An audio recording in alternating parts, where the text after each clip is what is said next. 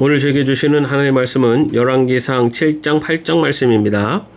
7장 솔로몬은 자기의 궁을 건축하기 시작하여 그것을 완공하는데 13해가 걸렸다. 그는 레바논 수풀궁을 지었는데 그 길이는 100자이고 그 너비는 신자이고 그 높이는 30자이다. 100향목 기둥을 4줄로 세우고 그 기둥 위에는 100향목 석가래를 얹었다. 지붕에는 한 줄에 15개씩 모두 45개의 석가래를 대고 100향목 판자로 덮었다. 창틀은 3줄로 되어 있고 그 창문들은 3단으로 되어서 서로 마주보고 있었다. 문과 문설주는 모두 네모난 모양이고 창문은 창문끼리 3줄로 마주보고 있었다.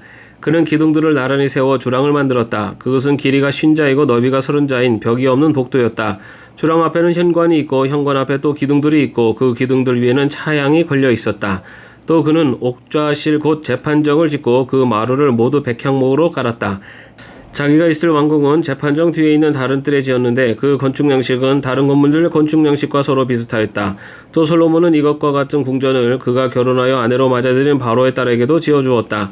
왕궁을 포함한 모든 건물은 치수를 재어서 깎은 귀한 돌, 앞뒤를 톱으로 자른 값진 돌들로 지었는데 기초에서부터 갓돌까지 또 바깥은 물론이고 건물 안의 큰 뜰까지 다 그러한 재료를 써서 지었다. 기초를 놓았을 때에도 값진 큰 돌들을 놓았는데 어떤 돌은 10자나 되고 어떤 돌은 8자나 되었다. 기초를 다진 다음에는 그 위에다가 치수를 재어서 잘 다듬은 값진 돌과 100향목으로 벽을 올렸다. 왕궁뜰의 담이나 주님의 성전 안뜰의 담이나 성전의 어기, 현관에 담은 모두 잘 다듬은 돌 3켜와 두꺼운 100향목 판자 1켜를 놓아서 쌓았다. 솔로몬 왕은 사람을 보내어서 두로에서 후람을 불러왔는데 그는 납달리 지파에 속한 과부의 아들이다. 그의 아버지는 두로 사람으로서 노세 대장장이다. 그는 노세를 다루는 일에는 뛰어난 지혜와 기술과 전문 지식을 두루 갖춘 사람이었다. 그가 솔로몬 왕에게 불려와서 공사를 거의 도맡아 했다. 그는 2개의 노세 기둥을 만들었다. 둘 다 18자 높이의 12자 둘레였다. 그는 또 그 2 기둥의 꼭대기에 얹어 놓을 2개의 기둥머리를 놋을 녹여 부어서 만들었는데 그 기둥머리는 둘 다 꼭 같이 높이가 5자이다. 기둥 꼭대기에 얹은 기둥머리를 장식하려고 바둑판 모양으로 얽은 그물과 사슬 모양의 고리를 각각 7개씩 만들었다. 이렇게 2 기둥을 만들고 나서 기둥 꼭대기에 얹은 기둥머리를 장식하였다. 놋쇠로 석류를 만들고 그물에다가 석류를 2줄로 늘어뜨려서 기둥머리를 장식하였다. 기둥 꼭대기에 얹은 기둥머리는 그 높이가 넉자이다. 나라꽃 모양으로 만들었는데 사슬 장식 위에 둥그렇게 돌출된 부분에다가 얹었다. 기둥머리에는 놋쇠로 만든 석류 200개가 둥그렇게 열을 지어 있었다. 다른 기둥머리도 마찬가지였다. 후람은 이렇게 해서 만든 2 기둥을 성전의 현관에다가 세웠다. 오른쪽 기둥을 세우고 그 이름을 야긴이라 하였고 왼쪽 기둥을 세우고 그 이름을 보아스라고 하였다. 그 다음에 기둥들의 꼭대기에는 나라꽃 모양으로 만든 기둥머리를 얹었는데 이렇게 해서 후람은 기둥 세우는 일을 마쳤다. 그 다음에 후람은 놋쇠를 부어서 바다 모양 물통을 만들었는데 그 바다 모양 물통은 지름이 10자, 높이가 5자, 둘레가 30자이고 둥근 모양을 한 물통이었다. 그 가장자리 아래로는 돌아가면서 놋쇠로 만든 호리병 모양의 박이 있는데 이것들은 놋쇠를 부어서 바다 모양 물통을 만들 때 2줄로 부어서 만든 것이다. 또한 12마리의 놋쇠 황소가 바다 모양 물통을 떠받치고 있는데 3마리는 북쪽을 바라보고 3마리는 서쪽을 바라보고 3마리는 남쪽을 바라보고 3마리는 동쪽을 바라보고 서 있었고 등으로 바다 모양을 떠받치고 있었다. 황소는 모두 엉덩이를 안쪽으로 향하고 있었다. 그 놋쇠로 된 바다 모양 물통의 두께는 손너비만 하였다. 그 테두리는 나라꽃 봉오리 모양으로 잔에 테두리처럼 둥글게 만들었다. 그 용량은 물을 2000말 정도 담을 수 있는 것이었다. 그는 또 놋으로 받침대를 10개 만들었는데 받침대마다 길이가 넉자, 너비가 넉자, 높이가 석자이다. 받침대의 구조는 다음과 같다. 받침대는 판자 테두리를 가지고 있고 그 테두리는 틀 사이에 끼어 있었다. 틀 사이에 낀 판자 테두리 위에다가는 사자와 소와 그룹을 그려 넣었다. 사자와 소의 위아래로는 화한 무늬를 새겨 넣었다. 그리고 각 받침대에는 4개의 놋쇠 바퀴와 놋쇠 축과 4개의 다리를 달았다. 그 4개의 다리는 놋쇠 대야 아래에서 어깨 모양의 받침 두리를 베고 있었다. 이 받침두리들은 화한 무늬의 맞은 쪽에서 녹여 부어서 만든 것이었다. 그 아가리는 받침두리 안에서 위로 한자 높이로 솟아나와 있었는데 그 아가리는 지름이 한자 반으로 둥글게 받침두리와 같은 모양으로 되어 있고 그 아가리에는 돌아가면서 새긴 것이 있었다. 그러나 그 테두리 판자들은 네모지고 둥글지 않았다. 그 테두리 판자 아래에는 4개의 바퀴를 달고 바퀴의 축은 받침대 안에다 넣었다. 바퀴 하나의 높이는 한자 반이었다. 그 바퀴의 구조는 말이 끄는 전차 바퀴의 구조와 같았다. 바퀴의 축과 테두리와 바퀴살과 그 축의 통은 모두 놋쇠를 녹여 부어서 만든 것이었다. 그리고 받침대의 4기퉁이에는 어깨 모양의 받침두리가 4개 붙어 있었는데 그 받침대에서 받침두리가 잇따라 나와 있었다. 받침대 꼭대기에는 반자 높이의 테두리가 둥글게 둘려있고 또 받침대 아래에는 바퀴축인 버팀대와 테두리 판자들이 연결되어 있었다. 바퀴축인 버팀대 판자와 테두리 판자 위의 빈 곳에는 구릅과 사자와 종려나무를 활짝 핀 꽃 모양과 함께 새겼다. 그는 이러한 방식으로 받침대 10개를 만들었는데 모두가 같은 치수와 같은 양식으로 일일이 부어서 만들었다. 또 그는 놋쇠로 대야 10개를 만들었다. 대야마다 물을 40말씩 담을 수 있었다. 대야들의 지름은 넉자이다. 받침대 10개에는 모두 대야 하나씩을 달았다. 받침대 5개는 성전의 오른쪽에 5개는 성전의 왼쪽에 놓았고 바다 모양 물통은 성전 오른쪽의 동남쪽 모양 모퉁이에 놓았다. 후람은 또 솥과 부삭과 피 뿌리는 대접을 만들었다. 이렇게 후람은 솔로몬 왕이 주님의 성전에다가 해놓으라고 시킨 모든 일을 마쳤다.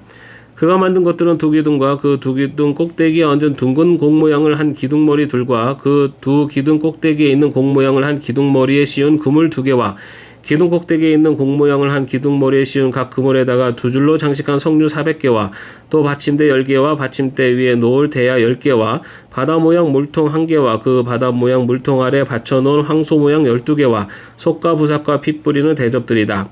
후람이 솔로몬 왕을 도와서 만든 주님의 성전의 이 모든 기구는 모두 광택나는 놋쇠로 만든 것이다. 왕은 이 기구들을 숫꽃과 사르단 사이에 있는 요단 계곡에 진흙에 부어서 만들게 하였다. 이 기구들이 너무 많아서 솔로몬이 그 무게를 달지 못하였으므로 여기에 사용된 놋쇠의 무게는 아무도 모른다.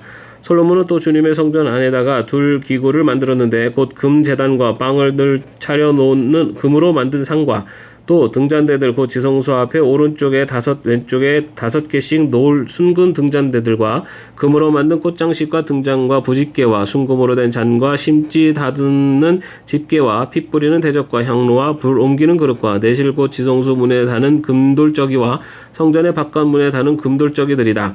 이렇게 해서 솔로몬 왕은 주님의 성전을 짓는 모든 일을 완성하였다. 솔로몬은 그의 아버지 다윗이 거룩하게 구별해서 바친 성물 곧 은과 금과 기구들을 가져다가 주님의 성전 창고에 넣었다.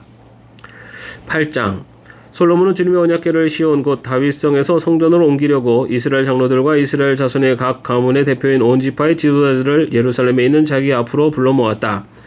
이스라엘 모든 남자는 7째 달 곧 에다니멀의 절기에 솔로몬 왕 앞으로 모였다. 이스라엘 모든 장로가 모이니 제사장들이 궤를 메어 옮겼다. 주님의 궤와 회막과 장막 안에 있는 거룩한 기구를 모두 옮겨왔는데 제사장들과 레위 사람들이 그것을 날랐다. 솔로몬 왕과 왕 앞에 모인 온 이스라엘 회중이 왕과 함께 궤 앞에서 양과 소를 셀 수도 없고 기록할 수도 없을 만큼 많이 잡아서 제물로 바쳤다. 제사장들은 주님의 언약궤를 제자리 곧 성전 내실 지성소 한 그룹들의 날개 아래 가져다가 놓았다. 그룹들이 궤가 놓인 자리에 날개를 펼쳐서 궤와 채를 덮게 하였다. 궤에서 삐죽 나온 2개의 채는 길어서 그 끝이 지성소의 정면에 있는 성소에서도 보였다. 그러나 성소 밖에서는 보이지 않았다. 그 채는 오늘날까지 그곳에 그대로 놓여있다. 궤 속에는 호렙에서 모세가 넣어둔 2개의 돌판 말고는 아무것도 없었다. 이 2 돌판은 이스라엘 자손이 이집트 땅에서 나온 뒤에 주님께서 호렙에서 그들과 언약을 세우실 때에 모세가 거기에 넣은 것이었다. 제사장들이 성소에서 나올 때 주님의 성전에 구름이 가득 찼다. 주님의 영광이 주님의 성전을 가득 채워서 구름이 자욱하였으므로 제사장들은 서서 이를 볼 수가 없었다. 그런 가운데 솔로몬이 주님께 아뢰었다. 주님께서는 캄캄한 구름 속에 계시겠다고 말씀하셨습니다. 이제 주님께서 계시기를 바라서 이 웅장한 집을 지었습니다. 이 집은 주님께서 영원히 계실 곳입니다. 그런 다음에 왕은 얼굴을 돌려 거기에 서 있는 이스라엘 온 회중을 둘러보며 그들에게 복을 빌어 주었다. 그는 말하였다. 주 이스라엘 하나님을 찬양하십시오. 주님께서는 나의 아버지 다윗에게 친히 말씀하신 것을 모두 그대로 이루어 주셨습니다. 주님께서 말씀하시기를 내가 내 백성 이스라엘을 이집트에서 이끌어낸 날로부터 오늘에 이르기까지 내가 내 이름을 기릴 집을 지으려고 이스라엘의 어느 지파에서 어느 성읍을 택한 일이 없다. 다만 다윗을 택하여서 내 백성 이스라엘을 다스리게 하였다 하셨습니다. 내 아버지 다윗께서는 주 이스라엘의 하나님의 이름을 기를 성전을 지으려고 생각하셨으나 주님께서 나의 아버지 다윗에게 이르시기를 내가 내 이름을 기를 성전을 지으려는 마음을 품은 것은 아주 좋은 일이다. 그런데 그 집을 지을 사람은 내가 아니다. 내 몸에서 태어날 내 아들이 내 이름을 기를 성전을 지을 것이다 하셨습니다. 주님께서 말씀하신 대로 아버지 다윗의 뒤를 이어서 이렇게 내가 이스라엘의 왕위를 이었으며 주 이스라엘의 하나님의 이름을 기릴 이 성전을 지었으니 주님께서는 이제 그 약속을 이루셨습니다. 주님께서는 이집트 땅에서 우리의 조상을 이끌어내실 때 그들과 언약을 세우셨는데 나는 주님의 언약에 들어있는 궤를 놓아둘 장소를 이렇게 마련하였습니다. 그런 다음에 솔로몬은 이스라엘 온 회중이 보는 데서 주님의 제단 앞에 서서 하늘을 바라보면서 2 팔을 들어서 펴고 이렇게 기도하였다. 주 이스라엘 하나님, 위로 하늘에나 아래로 땅에나 그 어디에도 주님과 같은 하나님은 없습니다. 주님은 온 마음을 다 기울여 주님의 뜻을 따라 사는 주님의 종들에게는 세우신 언약을 지키시고 은혜를 베푸시는 분이십니다. 주님께서는 주님의 종인 내 아버지 다윗 임금에게 약속하신 것을 지키셨으며 주님께서 친히 그에게 말씀하신 것을 오늘 이렇게 손수 이루어 주셨습니다. 이제 주 이스라엘 하나님, 주님께서 주님의 종인 내 아버지 다윗 임금에게 말씀하시기를 내 자손이 저마다 길을 삼가서 내가 내 앞에서 살아온 것 같이 그렇게 살며 내 자손 가운데서 이스라엘의 왕이 앉을 사람이 내 앞에서 끊어지지 않게 하겠다 하고 약속하신 것을 지켜주시기를 바랍니다. 그러므로 이제 이스라엘 하나님, 주님의 종인 제 아버지 다윗 임금에게 약속하신 말씀을 주님께서 이루어 주시기를 빕니다. 그러나 하나님께서 땅 위에 계시기를 우리가 어찌 바라겠습니까? 저 하늘 위에 하늘이라도 주님을 모시게 부족할 터인데 제가 지은 이 성전이야 더 말하여 무엇하겠습니까? 그러나 주 나의 하나님, 주님의 종이 드리는 기도와 간구를 돌아보시며 오늘 주님의 종이 주님 앞에서 부르짖으면서 드리는 이 기도를 들어주십시오. 주님께서 밤낮으로 눈을 뜨시고 이 성전을 살펴주십시오. 이곳은 주님께서 내 이름이 거기에 있을 것이다 하고 말씀하신 곳입니다. 주님의 종이 이곳을 바라보면서 기도할 때 이 종의 기도를 들어주십시오.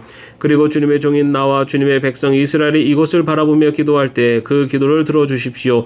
주님께서 계시는 곳 하늘에서 들으시고 들으시는 대로 용서해 주십시오. 사람이 이웃에게 죄를 짓고 맹세를 하게 되어 그가 이 성전 안에 있는 주님의 제단 앞에 나와서 맹세를 하거든 주님께서는 하늘에서 들으시고 주님의 종들을 심판하시되 악행을 저지른 사람은 죄가 있다고 판결하셔서 벌을 주시고 옳은 일을 한 사람은 죄가 없다고 판결하셔서 옳음을 밝혀주십시오.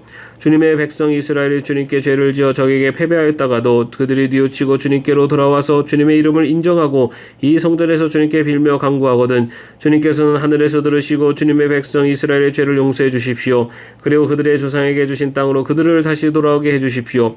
또 그들이 주님께 죄를 지어서 그 벌로 주님께서 하늘을 닫고 비를 내려주시지 않을 때라도 그들이 이곳을 바라보며 기도하고 주님의 이름을 인정하고 그 죄에서 돌이키거든 주님께서는 하늘에서 들으시고 주님의 종들과 주님의 백성 이스라엘의 죄를 용서해 주시고 그들이 살아갈 올바른 길을 그들에게 가르쳐 주시며 주님의 백성에게 유산으로 주신 주님의 땅에 비를 다시 내려주십시오. 이 땅에서 기근이 들거나 역병이 들거나 곡식이 시들거나 깐부기가 나거나 메뚜기 때나 누리 때가 곡식을 갉아먹거나 적들이 이 땅으로 쳐들어와서 성읍들 가운데 어느 하나를 에워싸거나 온갖 재앙이 내리거나 온갖 전염병이 번질 때 주님의 백성 이스라엘 가운데 어느 한 사람이나 혹은 주님의 백성 전체가 재앙이 닥쳤다는 것을 마음에 깨닫고 이 성전을 바라보며 두 팔을 펴고 간절히 기도하거든 주님께서는 주님께서 계시는 곳 하늘에서 들으시고 판단하셔서 그들을 용서해 주십시오. 주님께서는 각 사람의 마음을 아시니 주님께서 각 사람에게 그 행위대로 갚아주십시오. 주님만이 모든 사람의 마음을 아십니다. 그렇게 하시면 그들은 주님께서 우리의 조상에게 주신 이 땅에서 사는 동안 주님을 경외할 것입니다. 그리고 또 주님의 백성 이스라엘에 속하지 아니한 이방인이라도 주님의 크신 이름을 듣고 먼 곳에서 이리로 오면 그들이야말로 주님의 큰 명성을 듣고 또 주님께서 강한 손과 편팔로 하신 일을 전하여 듣고 이곳으로 와서 이 성전을 바라보면서 기도하거든 주님께서는 주님께서 계시는 곳 하늘에서 들으시고 그 이방인이 주님께 부르짖으며 간구하는 것을 그대로 다 들어주셔서 땅 위에 있는 모든 백성이 주님의 이름을 알게 하시고 주님의 백성 이스라엘처럼 주님을 경외하게 하시며 내가 지은 이 성전이 주님의 이름을 부르는 곳임을 알게 하여 주십시오. 주님의 백성이 적과 싸우려고 전선에 나갈 때 주님께서 그들을 어느 곳으로 보내시든지 그곳에서 주님께서 선택하신 이 도성과 내가 주님의 이름을 기리려고 지은 성전을 바라보며 그들이 주님께 기도하거든 주님께서는 하늘에서 그들의 기도와 간구를 들으시고 그들의 사정을 살펴보아 주십시오. 죄를 짓지 아니하는 사람은 없습니다. 이 백성이 주님께 죄를 지어서 주님께서 진노하셔서 그들을 원수에게 넘겨주시게 될 때 멀든지 가까운든지 백성이 원수의 땅으로 사로잡혀 가더라도 그들의 사로잡혀간 그 땅에서라도 마음을 돌이켜 회개하고 그들을 사로잡아간 사람의 땅에서 주님께 자복하여 이르기를 우리가 죄를 지었고 우리가 악행을 저질렀으며 우리가 반역하였습니다 하고 기도하거든 또 그들이 사로잡혀간 원수의 땅에서라도 마음을 다하고 정성을 다하여 주님께 회개하고 주님께서 그들의 조상에게 주신 땅과 주님께서 선택하신 이 도성과 내가 주님의 이름을 기리려고 지은 이 성전을 바라보면서 기도하거든 주님께서는 주님께서 계시는 곳인 하늘에서 그들의 기도와 간구를 들으시고 그들의 사정을 살펴보아 주십시오. 주님께서 죄를 지은 주님의 백성을 용서해 주십시오. 주님을 거역하여 저지른 모든 반역죄까지도 용서해 주십시오. 그들을 사로잡아간 사람들 앞에서도 불쌍히 여김을 받게 하셔서 사로잡아간 사람들도 그들을 불쌍히 여기게 하여 주십시오.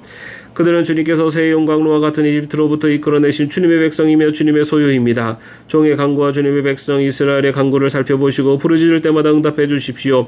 주 하나님 주님께서 우리 조상을 이집트로부터 이끌어내실 때 주님의 종 모세를 시켜서 말씀하신 것과 같이 주님께서는 그들을 주님의 소유가 되도록 세상의 모든 백성과 구별하셨습니다.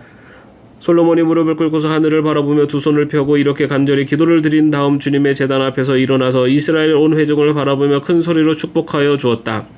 주님께서 말씀하신 대로 그의 백성 이스라엘에게 안식을 주셨으며 그의 종 모세를 시켜서 하신 선한 말씀을 한마디도 빠뜨리지 아니하시고 다 이루어 주셨으니 주님은 찬양을 받으실 분이십니다.